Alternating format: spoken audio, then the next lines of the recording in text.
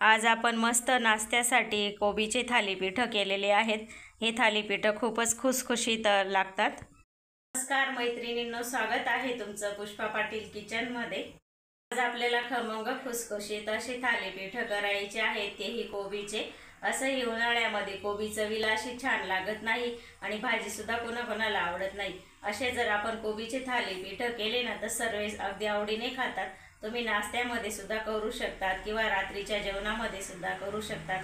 केव्हाही केले ना तरी लगेच असे संपतील असे थालीपीठ आज आपल्याला करायचे आहेत। तर चला लगेच रेसिपीला सुरुवात करू।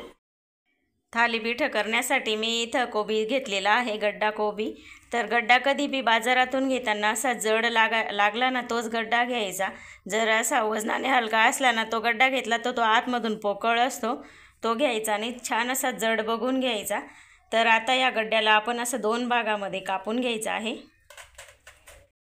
आता या 2 भागापैकी मी फक्त एकच भाग वापरणार आहे आणि बघा किती घट्ट असा गड्डा निघालेला आहे, कुठेही असा पोकळ नाही। तसाच गड्डा बघून घ्यायचा। तर आता या गड्ड्याला असं थोडंसं वरून पाणी लावून घ्यायचं आहे, नळाखाली असं धुवून काढायचं आहे। आता ह्या गड्ड्याला आपल्याला 2-3 भागामध्ये कापून घ्यायचं आहे, म्हणजे आपल्याला पुढे छान असं बारीक कापता येईल। कोबी 2-3 तुकड्यामध्ये कट करून घेतलेला आहे। आता आपल्याला शक्य होईल ना तेवढं असं बारीक कापून घ्यायचं आहे कोबीला। असं हे बघा, असं कापायचं, एकदम बारीक असं कापायचं आहे। तर बघा मी असा एकदम बारीक असा कोबी कापून घेत आहे इथे। एवढा जसा बारीक कापायचा। तुम्हाला जर असा बारीक कापता येत नसेल ना तर वेपर्स करायची किसणी असते ना तिच्याने किसला तरी चालतो। कोबी छान असा बारीक चिरून घेतलेला आहे मी सर्व। तर असाच बारीक चिरून घ्यायचा, म्हणजे आपल्याला कोबी वेगळा असं शिजवून घ्यायची गरज पडत नाही। थालीपीठासोबत कोबीसुद्धा छान शिजून जातो। कोबी किसून घेतलेला आहे। आता आपल्याला छोटंसं वाटण तयार करून घ्यायचं आहे। त्यासाठी मी 5-6 तिखट हिरव्या मिरच्या घेतलेल्या आहे बघा अशा, आणि एक मोठी मिरची घेतलेली आहे, ती तिखट नसते जास्त, तर ती टाकून घ्यायची आहे मिक्सरच्या भांड्यामध्ये। लसूण घेतलेले आहेत 5-7 पाकळ्या, त्या घ्यायच्या आहे। 1 चमच धने घेतलेले आहेत, ते सुद्धा टाकून घ्यायचे। याचं आता आपल्याला वाटण तयार करून घ्यायचं आहे, पाणी न घालताच करायचं वाटण। तर असं मी वाटण तयार करून घेतलेलं आहे, मिरची लसूण आणि धण्यांचं जाडसरच केलेलं आहे, जास्त बारीक नाही करायचं। हे वाटण तयार केलेलं आता आपल्याला किसलेल्या कोबीमध्ये घालून घ्यायचं आहे।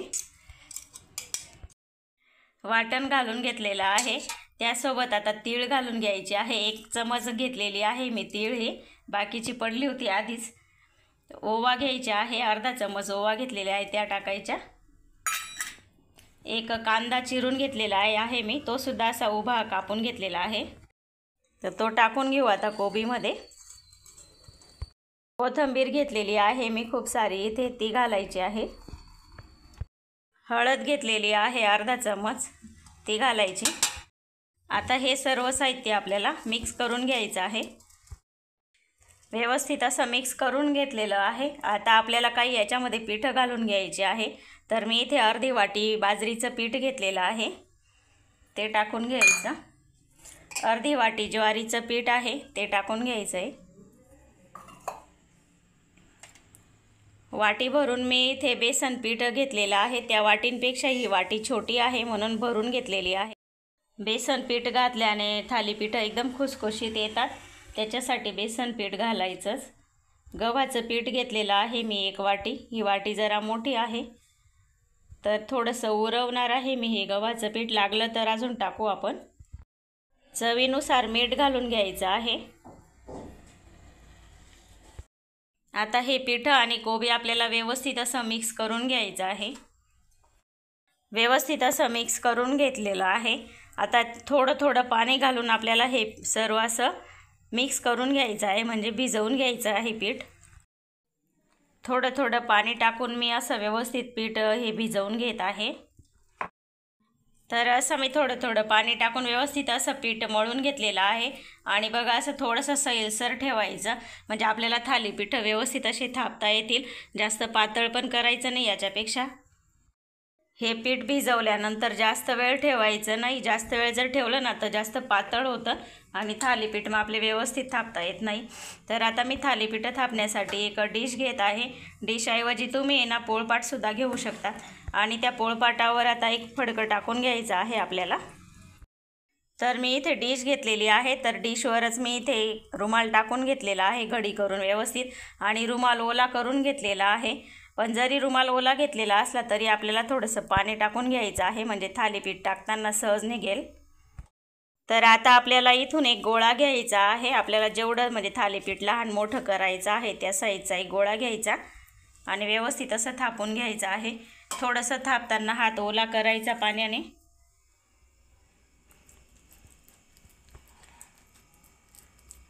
आणि शक्य होईल ना तेवढं बारीक असं थापून घ्यायचं व्यवस्थित असं गोल आकारामध्ये.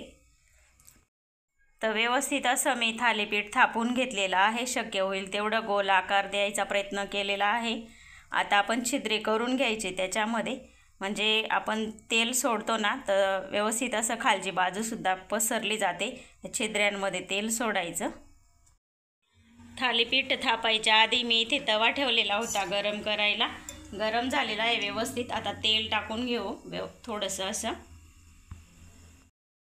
तेल सर्वीकडे व्यवस्थित पसरवून घ्यायचं. आता आपल्याला हा रुमालच उचलून घ्यायचा आहे असा, आणि तव्यावर अलगद असं हे थालीपीठ टाकून घ्यायचं आहे.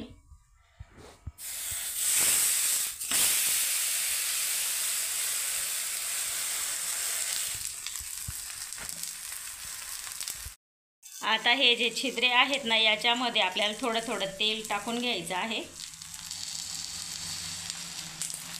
तेल टाकून घेतलं. आता आपण झाकण ठेवून देऊ, म्हणजे थालीपीठची वरची बाजूसुद्धा व्यवस्थित शिजते.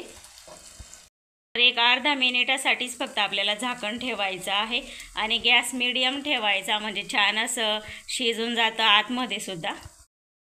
अर्धा मिनिट झालेला आहे. आता आपण झाकण काढून घ्यायचं. झाकण ठेवल्यामुळे वरची बाजूसुद्धा छान अशी शिजलेली आहे, थोडीशी वाफलेली आहे. आता आपण पलटी करून घ्यायचं आहे थालीपीठाला. तर व्यवस्थित आता आपल्याला हे पलटून घ्यायचं आहे आणि सहज असं पलटलं जातं. हे बघा किती छान असं शिजलेलं आहे खालची बाजूसुद्धा.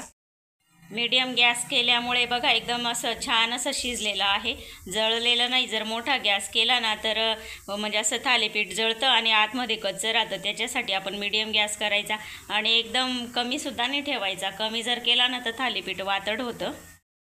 तिकडे ते थालीपीठ आपलं शिजत आहे, तोपर्यंत आपण दुसरं थालीपीठ थापून घेऊ. एक गोळा घेतला मी. हाताला थोडंसं पाणी लावायचं आणि बोटांच्या सहाय्याने असं व्यवस्थित असं थापून घ्यायचं.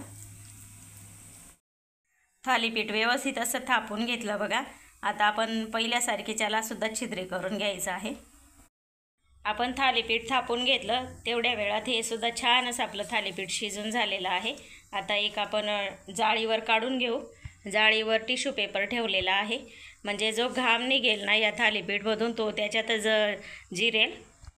कधी पण थालीपीठ आहे ना एखाद्या अशा जाळीवरच काढायचे, म्हणजे घाम येणे ते असे ओलसर होत नाही आणि एकावर एक सुद्धा ठेवायचे नाही. हे सुद्धा थालीपीठ छान असं शिजवून घेतलं आहे आपण दोघं बाजूने. हे बघा काढून घ्यायचं आहे. आता